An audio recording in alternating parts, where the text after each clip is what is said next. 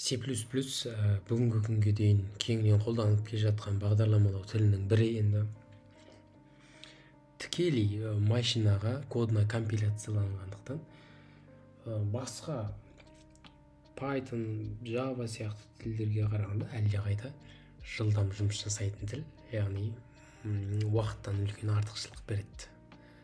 Басқа да артықшылықтары бар. Енді бұл компилятормен жұмыс жасайтын тіл. Компилятор деген не? Жалпы қызық. Компилятор деген мысалы сенің жазып жатырған кодыңды, C++ кодты машина түсінбейді. Қандай код, не жазып жатырсың сен? Мысалы біз яғни машина, компьютер біздің тілді вообще түсінбейді. Яғни мен қазір мысалға мына жерге компьютерге айтамын, бірге тең деймін мысалы. Бірге тең десем, мен былай апарып көрсете алмаймын, түсінбейді оны. Екі ортада компилятор деген нәрсе переводтап отырады осы. Айтып отқан нәрсеміз машинаның тілі бөлек, мына компьютер тек 0 и 1 деген санды біледі. Бұл ең төменгі тіл, бұл машиналық тіл. Басқа тілді компьютер түсінбейді. Осы біздің А тең 1 дегенімізді екі ортада примерно осы жерде не бар? Компилятор бар. Екі тілді аударып береді. Мысалы менің А тең 1 дегенім визуалды түрде енді примерно осылай көрінуі мүмкін ғой. 0, 0, 1, 1 деген сияқты әйтеуір осылай. Өйстіп аударып береді ғой. Міне, мынау біледі да аның 1-ге тең екенін. Осы арқылы компилятор, яғни екі ортада аудармашы. Компилятордың түрлері бар еще. C++ деген, G++, то есть Clang деген сияқты. Жалпы компилятор аудармашы, ал C++ біздің тіл, мысалы қазір үйренейін деп отырған. Бастапқы құрылымын түсіну үшін кішігірім код жазып қойдым. Жалпы бізде C++-те кітапханалар бар. Кітапхана дегеніміз ол да бір файл іші кодқа толып тұрған разработчиктердің, осы C++-те жасаған разработчиктердің жазып қойған коды. Оған біз әзірге бас ауыртпаймыз ол кодты. Мынау мысалы IOStream деп аталатын кітапхана. Бұл бір файл, IOStream деген файл. Ішінде код бар осындай. Дәл осындай бір файл, ішінде осындай кодтар жазылып тұр. Деректерді енгізуге және шығаруға арналған код. Оны біз пайдалануды білсек болды. Дәл сол кодты әкеліп осы жерге қойған секілді боламыз. Егер дәл осылай сақыра салсақ. Include IOStream деп осы бірінші кітапхананы шақырып аламыз. Енді код дәл осы жерден басталады. Оны жазбай қойсақ та болады. Бұны жазбасақ, бұл да негізі кітапхана. Бұның да ішінде кодтар жазылған. Бұны жазбасақ, әр жерге бүйтіп std деген шақырып отыруға тура келеді. Әйтпесе оны білмей қалады да, түсінбейді. Енді код дәл осы жерден басталады. Бұл негізгі функция C++-те. Ең бірінші компилятор осы функцияға қарайды. Бұл тип функцияны қабылдайтын типі, мынау аты. Функция дәл осы фигурный скобкамен ашылып басталған жерден жабылған жерге дейінгі арада осындай кодтар жазылады. Бұл нағыз біздің бағдарламаның орындалу барысы. Мысалы біз қазір cout hello world дедік. Бұл жерде cout дегеніміз консольға шығару, бір сообщение шығару. Hello world десек, мысалы біз қазір hello world деп шығарып береді. Және return ол бұл бағдарламаның сәтті аяқталғанын білдіреді. Енді соңғы шығып жатқан C++-терді тіпті бұны алып тастағанның өзінде ешқандай синтаксистік қате орын алмайды. Жарайды, жазайық. Мысалы мына кодты жүргізіп көрейін мен. Консольға шығар дедім. Қасқа.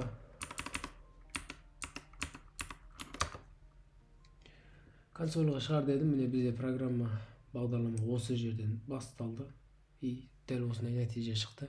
Консольға hello world деген сөзді шығар деп едім, шығара қойды. Енді мына жерге не жазсаң соны шығара береді бұл.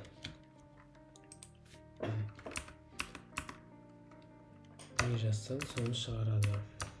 Мысалы Ерасыл десек, Ерасыл деген нәтиже шығарды. Айтпақшы, мына мен жазып жатқандарыма назар аудармай-ақ қойыңыздар. Жоғарыдағы қаяққа қандай текстовый редакторды пайдаланған дұрыс, осы қаяққа жазам десеңіздер, егер мен ұсынам Dev C++ деген нағыз бірінші үйренгенге өте түсінікті, қарапайым код кірген кезде дәл осындай бірінші бет ашылады. Кодты осы жерге жазасыз, код жүргізу үшін әшейін мынаны баса қоясыз. Басқа ешқандай несі жоқ. Айнымалыны түсіну үшін мынадай нәрсе істеп қойдым. Мынаны компьютердің жады деп елестетейік. Ойлайық. Компьютердің жадына біз қандай да бір деректі, сан болсын, сөз болсын, қандай нақты сандар болсын, біз жазу үшін компьютердің ішінен бір мынадай ячейка алып аламыз да. Осындай ячейка ашамыз. Сол ячейка қандай тип қабылдау керек? Тип деген мысалы сан, мынадай нақты сандарды жазам ба, немесе сөз жазам ба, соны білдіреді да. Не жазайын деп тұрсың сен? Сан ба, сөз ба, нақты сан ба, или жаңа символ ма, қандай да бір мынадай секілді процент сияқты. Соны айтам, нақтылайым. Мысалы мен 5 жазам, оның типі сан, және ат қоям. Яғни кейін осы атымен шақырып аламыз ғой. Ат деген сол үшін керек. Ат қоям. И тағы мына жақта тағы бір ячейка, өзіміз білеміз, қанша ашсақ та ячейка ашамыз. Ішіне сөз жазсақ болады. Оның типі сөз. Ол сөзге арналған ячейка. Тип сондай. Енді дәл осы нәрсені C++ге қалай айтамыз? Компьютердің жадынан осындай ячейка аш, оған сан енгізілетін ячейка болсын, аты осындай болсын, атын өзгерте берсек болады, аты десең де болады, өзіміздің атын жазып қойсақ та болады. Үшін аттың кез келген атты қоя аламыз. Бастысы саннан басталмау керек, мынадай тыныс белгілерді қоймау керек. Немесе сосын жаңағы C++-те нелер бар, типтер бар. Мынадай мысалға int болсын, string болсын, жаңағы мына сан бірдеңе деген нәрсені оны аттына жазбаймыз, атты оны қабылдамайды. Кез келген басқа аттың орнына жаза берсек болады, не нәрсені болсын. Енді дәл осы нәрсені C++-ге айтайық, үшін істедік. Не істейміз? Бірінші қара жіберейік. Бірінші типін жазамыз, сан. Нақты бүтін сандарды жазу үшін бізде тип бар, int деген. Бұл бүтін сандарды жазуға арналған тип. Екінші атын жазамыз. Аты бізде оның и мәні 5-ке тең.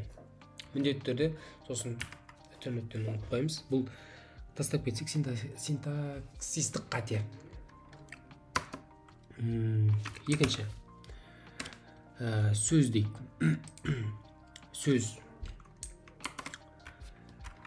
Сөздерді бізде кез келген қабылдайтын string деген тип бар. Екінші атын жазамыз и мәнін жазып қоямыз. Дәл осылай шығарып көрейік. Қызыққа S-ті арасына не қояйын? S.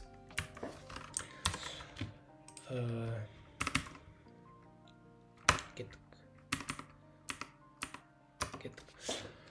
Міне 5-ті шығардым, арасына пробел қойдым.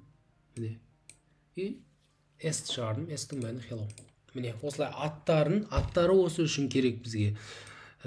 Кейін біз Coutпен немесе жаңағы Simмен тағы басқа нелермен жұмыс жасаған кезде біз оны тек атын пайдаланамыз. Деп.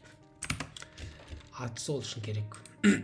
Тағы да бір айта кететін нәрсе, жалғыз бұлар емес, типтер, біраз тип бар, енді біз білу керек. Ең маңыздысы, жаңа айттым, мысалға мен мынадай нақты сандарды жазғым керек шығар. Оны қабылдайтын тип double деген тип бар.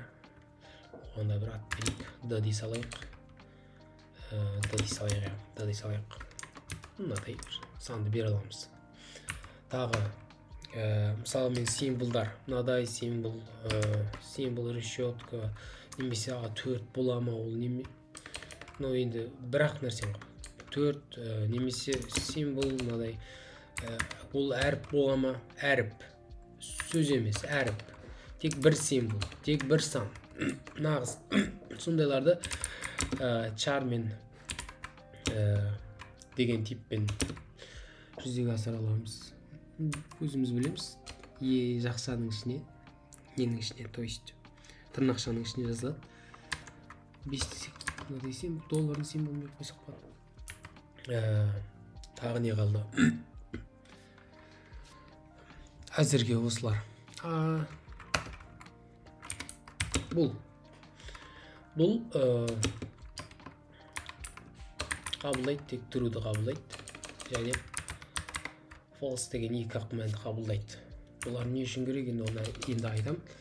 Немесе 0, немесе 1 дегенді қабылдайды. Жаңағы біздің false дегенді 0 деп түсінеді, бұл true дегенді 1 деп түсінеді. Әзірге осыларды біле тұрайық. Енді осы білгенімізбен бір қызық нәрсе бар. Мен қазір бірдеңе жазғым келіп тұр. Int a жаңа 5 деді қой. Ең соны шығарайық. Int a 5 болсын. Енді дейік. Бұл не? End line негізі толық мағынасы сондай. Мынадай правил бар емес, правил емес. Enter бар емес пе? Астыға түсетін. Типа сондай мағына. Мұнан шығарғаннан кейін резко астыға түсіп кетеміз. Консольдағы болып жатырған нәрселер ғой. И аның мәнін өзгерту үшін мен жай оның атын шақырамда, жаңа мәнді тағайындаймыз. Содан кейін аты өзгергеннен кейін, мәні өзгергеннен кейін оны қайтадан шақырып консольға шығарайық. Енді қарайықшы. Не болды? 5 болды әуел баста, одан кейін 4 болып кетті. Бұл қарапайым айнымалылардың атын біз өзгерте береміз. То есть мәнін, атын емес, мәнін өзгерте аламыз. Енді мәнін өзгерте алмайтын айнымалылар бар. Мысалға айтайық, математикалық пи, пи деген нәрсе бар ғой, 3,14-ге тең болатын. Оны бізге өзгертуге болмайды мәні. Оның мәнін өзгертуге болмайды. Біз жазамыз, бұны константы дейді. Тұрақты деген сөз ғой. Const деп алдына жазамыз. Дәл жаңағыдай. Бұның типі қандай? Double. Атын пи деп қоямыз. Мынау аты болып есептеледі. И 3,14 оның мәні. Енді давайте оны шығарып көрейік. Шығарып көрейік. PI-ді шығар. Айтпақшы, int main'нің да сыртына айнымалыларды жариялай аламыз. Ұмытпаймыз. PI шығарып көрейік.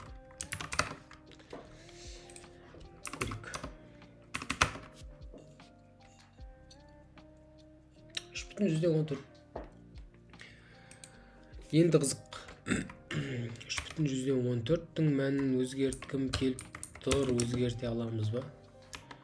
2,23. Шығарайық. PI. Бізде констант айнымалы болғаннан кейін қате шығарады. Біз оның мәнін өзгерте алмаймыз. Операторлардан бастайық. Арифметикалық операторлар деген кәдімгі қосу, азайту, көбейту, бөлу. Қалдық бар. Қалдықты біз процентпен белгілейміз. Қандай мағына ол? Мысалы 10-ды 3-ке бөлгендегі қалдықты жазатын болсақ, бізде 10-ды 3-ке бөлгендегі қалдық 1 деген сияқты. Енді давайте мынадай айнымалы жариялайық.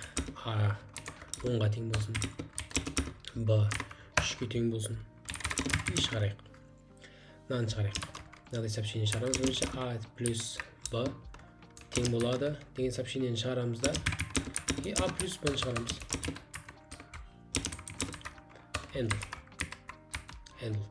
Handle түсіретін, бір нені түсіретін, төмен қарай түсіретін, осы строканың аяқталатынын білдіреді. End line деген. Көбіне мен дәл сондай мағына осыны қолданамын. Қып-қызыл болып бірақ жаман екен. Сеуд. Давайте бірінші орысын шығарып көрейік. Қалай болды?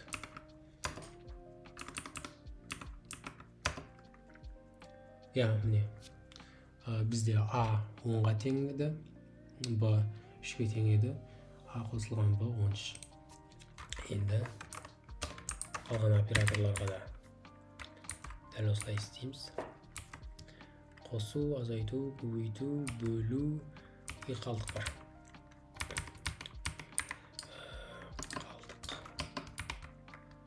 Қалдық.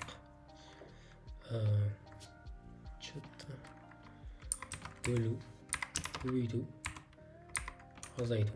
Қосу, азайту, көбейту, бөлу. Дәл солай әшейін міне қада азайту жазсақ, екі санды бір-бірінен азайтады, көбейтеді, бөледі,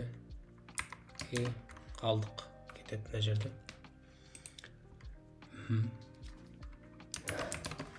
Кеттік.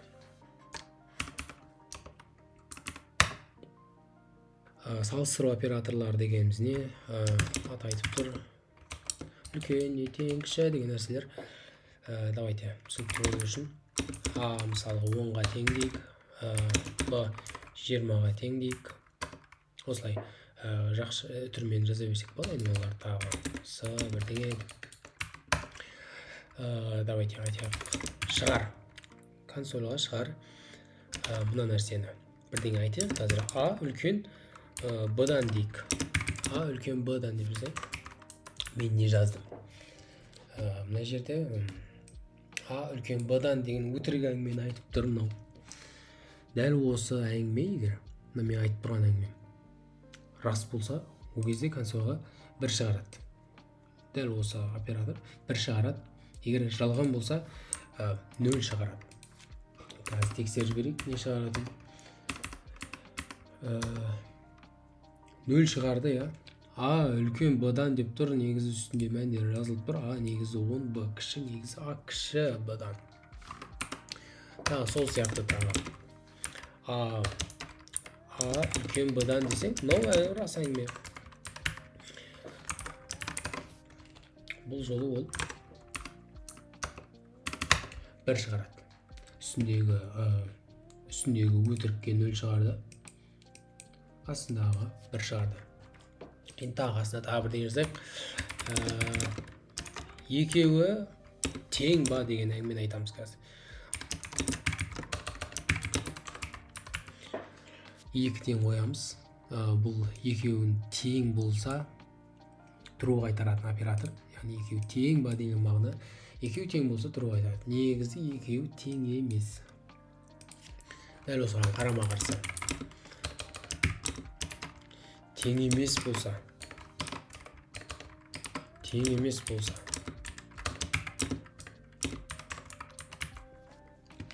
Дәл осылай жазылады. Мынау тең болса true қайтарады. Мынау тең емес болса true қайтарады. Негізі екеуі тең емес. Яғни мынау true, мынау true, мынау true. Яғни үстіндегісі false қайтару керек. 0 мен 1. Сақтамадым ойма.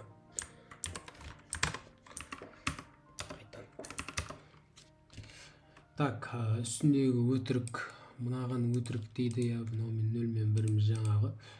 Екеуі тең емес, оған 0 деді. Мына жақта тең деп тұр. Сен өтірік айтып тұрсың, короче. Ол 0 дейді. Тең емес па? Тең емес болса true қайтаратын, true қайтарып тұр. 1 деген сияқты. Бұл салыстыру операторлар. Енді логикалық операторларға көшейік. Логикалық операторлар вообще қызық. Енді мынадай нәрсе болсын. Басқа бетейік. Логикалық операторлар екі шартты салыстыратын операторлар ғой. Және немесе деген сияқты. Жәнені өйстіп белгілейміз. Немесені біз былай белгілейміз негізі. Соны ордепті белгілей салсам болады. Соңғы C++-ның версияларында кеттік. Шығарайық. Мынадай нәрсе айтамыз қазір. А мына бетек біреуін.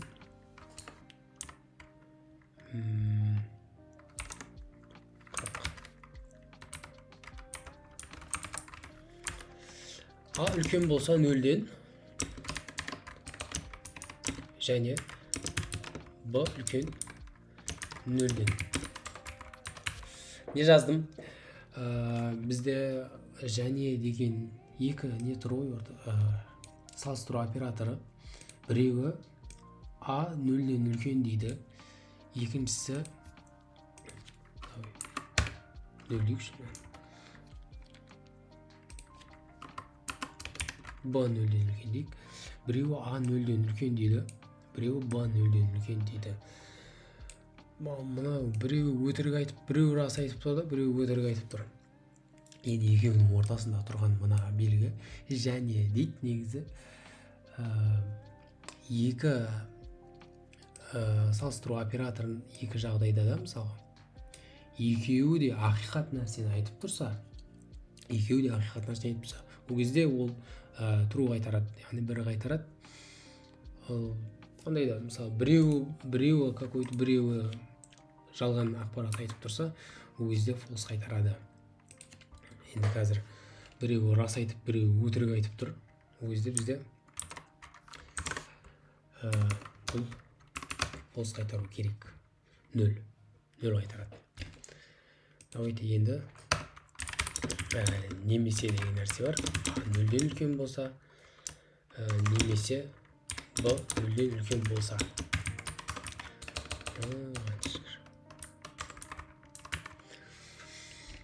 Бұл қандай әңгіме?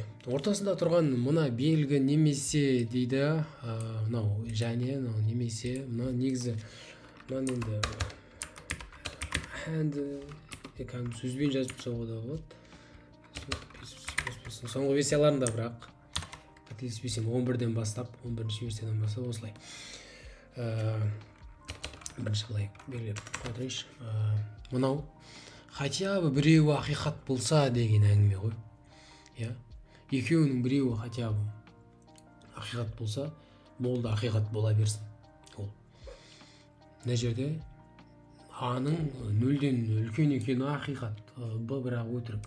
Хотя біреуі ақиқат, ол true қайтарады. Ол true қайтарады. Міне, бірінші 0 қайтарды мынау үшін.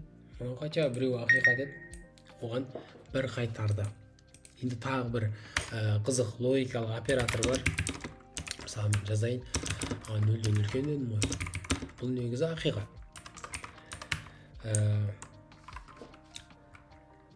Бұған қазір true қайтарады негізі. Негізі true. Көрейік. Жаңа мына екеуінен бөлік. Үшінші жазғанымызға 1-ді берді. True. Рас қой. А 0-ден үлкен. 40. 0-ден үлкен. Енді бізде теріске шығару деген нәрсе бар. Дискрет математикадағы кәдімгі. Спортта неде? Бағдарламалауда C++-те ол осылай жазылады. Яғни true болса false қылады, false болса true болады, теріске шығарып береді. Қысқасы. Көрейік не істейді екен. жаңа 0 1 1 еді, мынау 1-ді 0-ге айналдырып жіберді. Әшейін мынау true еді, 1 еді, 0-ге айналдыра салды. 0 болса 1-ге айналдырып жібереді. Керісінше істейді. Біз Cout жайлы айттық. Ол Cout деп жазғаннан кейін осындай стрелкадан кейінгі тырнақшаның ішінде тұрған кез келген сообщениені консольға шығарады дедік. Ол шығару. Еще біз енгізе аламыз. Яғни бағдарлама жүріп жатырған кезде біздің бір айнымалыны бір деректі енгізгенімізді күтіп тұра қалады. Енгізгеннен кейін сол дерек бойынша арман қарай бағдарлама жұмыс істеу үшін. Енді оны синмен жасаймыз. Яғни синмен жаңа Cout'та осындай стрелкалар тұр. Синда керісінше болады. Енді кез келген бір мысалы А деген аты бар айнымалыны осылай енгіземіз. Енді дұрысырақ түсіну үшін мынадай программа жасайық. Бізбен танысатын программа жасайық. Біздің программа атымызды сұрасын. Мен атымды айтамын. Атымды айтқаннан кейін танысқаныма қуаныштымын пәленше десін. Атымызды айтсын біздің. Давайте бірінші шығарайық. Атымызды сұрасын. Атыңды айт. Атыңыз кім? Атыңыз кім дейікші? Атыңыз кім дейік? Енді осы жерде қарайым. Мен қазір атымды бағдарлама жүріп жатырған кезде енгізем. Менің атым сан емес, немесе бір символ емес, бір әріп емес. Менің атым кәдімгідей мынадай жолда енді. Бұл негізі string деген типке жатады. Сондықтан бірден типін string деймін. Ненің атын қоямын. Типтің айнымалының атын қоямын, жариялаймын. Мен бұған мына жерде мән бермеймін, Ерасыл деп. Мен оны сен арқылы консольдан өзім енгізем. Клавиатурамен кәдімгідей енгізем. Яғни мен енгізгенімді күтеді. Ол мен енгізген бойда, мысалы мен қазір Ерасыл деп осылай жазсам, ол не істейді? Алады да, осы мәнді алады да, S-ке әшейін теңестіріп қояды. S-ке әшейін теңестіре салады. Осы мәнді алады. Жарайды. Бір келесі. Содан кейін айтсын, танысқаныма қуаныштымын десін.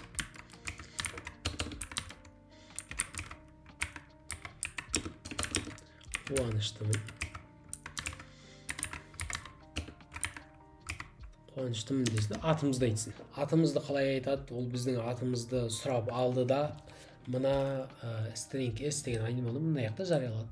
Атымызды сұрады да, осы S-қа атымызды теңестіріп қойды. Яғни мына жерде біздің атымыз жазылып тұрады қазірше. Осылайша. Біздің атымыз мына бір S-тің мәні негізі. S-ті осылай қоя қоямыз да осы жерге. Естеріңізде болсын. Айнымалы мен кез келген сообщениенің арасын осындай стрелка бөліп тұру керек. Бұл екі айнымалы мен сообщениенің арасын байланыстырып тұратын нәрсе. Басқа тағы мынадан кейін де басқа бір сообщение жазып кететін болсақ, осылай араларын осы нәрсе біріктіріп тұрады. Жарайды. Бағдарлама жүргізейік. Не болады? Атыңыз кім дейді? Жазайын, Ерасыл деймін менің атым. Танысқаныма қуаныштымын, Ерасыл. Бірден жерге правил қояйық. Жабысып болды атымыз. Правил тұрсын мына жерде. Сосын біздің атымызды сұрағаннан кейін біз мына бір жерге жабыстырып жазбай бір астыға түсейік. Мына атымыз сұрағаннан кейін мына не бітсін. End қояйық. осы жол бітсін, астыға түсіп адам атымызды жаңа жолға жазайық. Енді көрейік. Атыңыз кім? Міне жаңа жолға түсті. Енді бұл жаңа айтқан бұл төменге қарай түсіреді дәл осылай. Атымды айтайын. Ерасыл дедім. Мен мынаны берген кезде, дәл осы кезде бағдарламаның осы сәті мынау менің маған S-тің мәнін тағайындауымды күтіп тұрған сәт дәл осы жер. Мен жаздым, ол барады да S-тің мәніне менің дәл осы нем жазып қояды, мәнін беріп қояды. Енді жарайды. Танысқаныма қуаныштымын, Ерасыл. Ойбай. Енді сенде бір минус бар, ол тек біздің жазған мына сообщениемізді правилге дейін оқиды. Яғни мен қазір толық аты жөнімді айтсам, мысалы Ерасыл Бақтыбергенов деп, екеуінің арасында правил тұр ғой. Ол Ерасылды алады да, мына S-ке жазады, артынша мен фамилиямды ол есептемейді правилдан кейінгі нәрсені. Көрейік, мысалы атыңыз кім дейді, мен атым мен фамилиямды бірге жаздым да.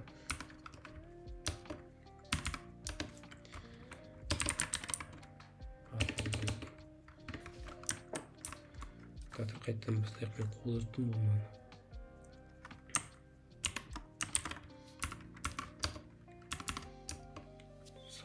Сұрамай атым жазып кеттім. Атыңыз кім дейді? Ерасыл атым.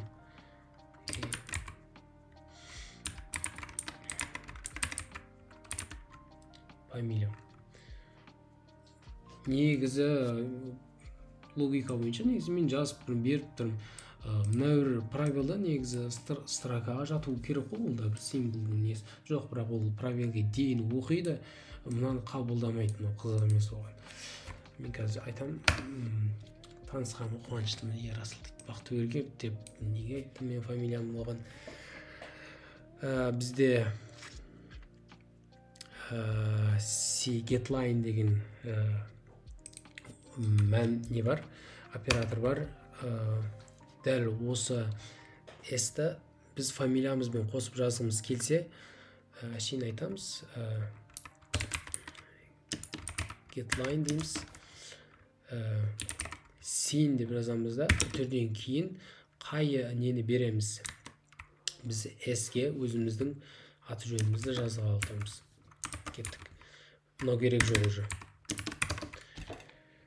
Көрейік. getLine S-тен қате. Губай, маусыз.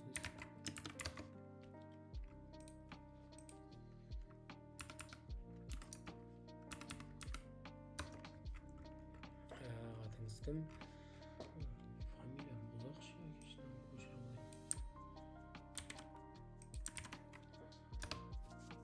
Танысқаныма қуаныштымын, Ерасыл Бақтыбергенов. Бұл getLine деген функция.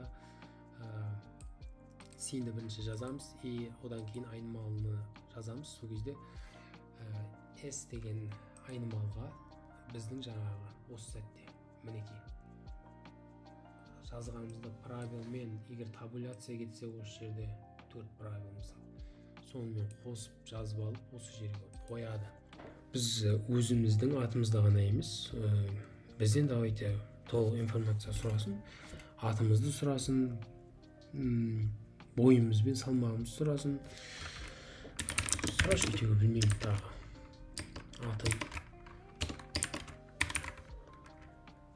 Атыңыз дейік. Атымызды сұрасын. Атымызды сұрасын. Біздің атымыз ол string, яғни типі string. Біз оны жариялаймыз. Сен S атымызды жазамыз. Міне. Давай, атымызды жазғаннан кейін битсін. Бойымызды сұрасын. Салмағымызды сұрасын. Шпыншы.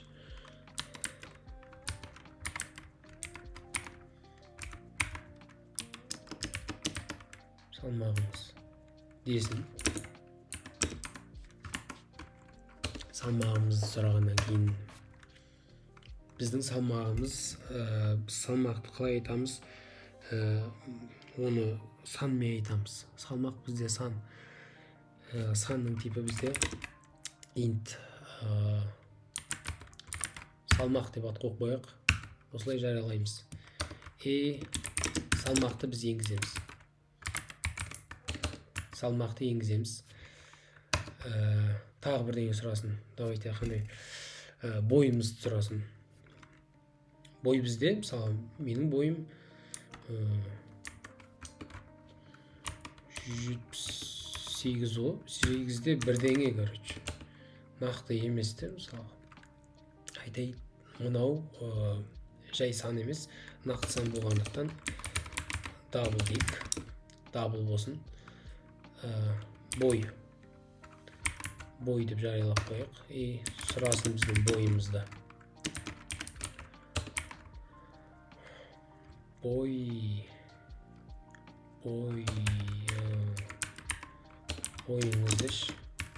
Бойыңыз. Енгізем бойымды. Бой деген айнымалы енгізем. Бізде осының бәрін шығарсын. Бұлай шығарсын.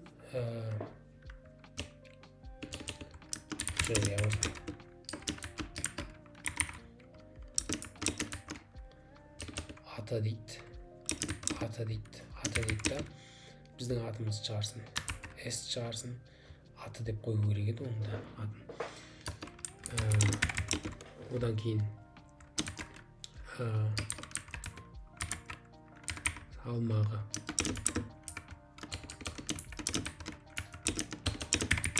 Салмағы дейді да. Біздің салмағымыз шарт. Салмақ деген айнымалы. Дәл осы айнымалыны осы жаққа қоямыз, шақырамыз. Салмақ деген айнымалыны шақырады. Одан кейін қазір төмен қарай түсейік.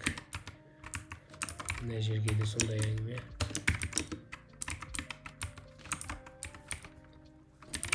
Содан кейін бойымыз. Бойы десін да. Бой деген айнымалы үшіге қоя қойсын. Кетті, жүргізейік. Так, атыңыз дейді. Атым Ерасыл. Дұрыс жаздым ба? Салмағым мен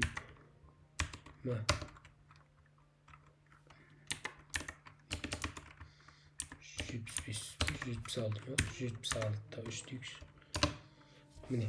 Келесі екі сан енгізейік. Екі санның қосындысын шығаратын бағдарлама жазайық.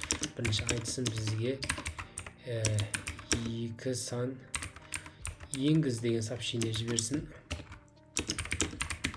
Енді бірден астыға түсейік. Сосын екі санның типі int a, i, b деген ат қойып қоя салайық. Әзірше жарияладық. Енді енгіземіз. A және sin b. Осылай енгізсек те болады, немесе бірден осылай істеп жіберсек те болады. Кеттік. Екі сан енгізгеннен кейін екеуінің қосындысын шығару керек.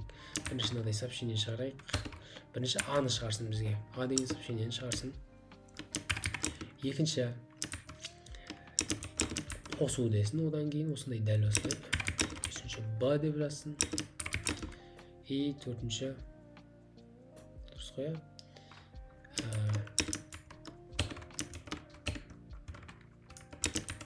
Нәрсе шығарсын. Соңында a плюс b деп шығара берсе болады.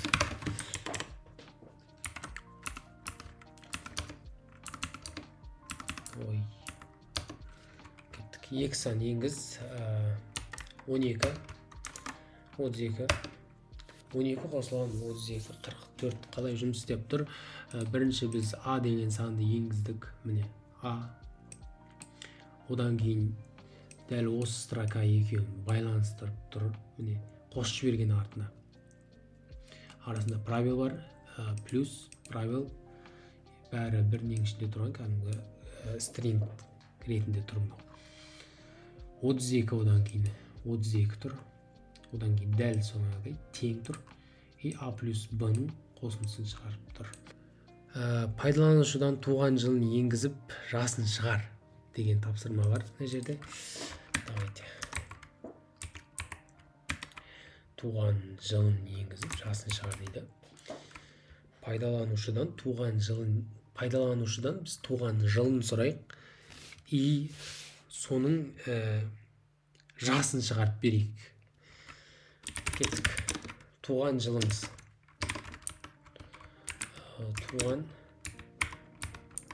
Туған жылың дейік. Туған жылын жазады. Ол туған жылын интпен береді ғой енді. Инт жыл деп ат қойып қойын.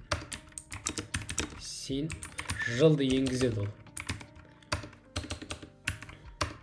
Сяут жасын шығару үшін қазір нешінші жыл 2025-тен азайтамыз жылды, сол кезде пайдаланушының жасы шығады. Кеттік.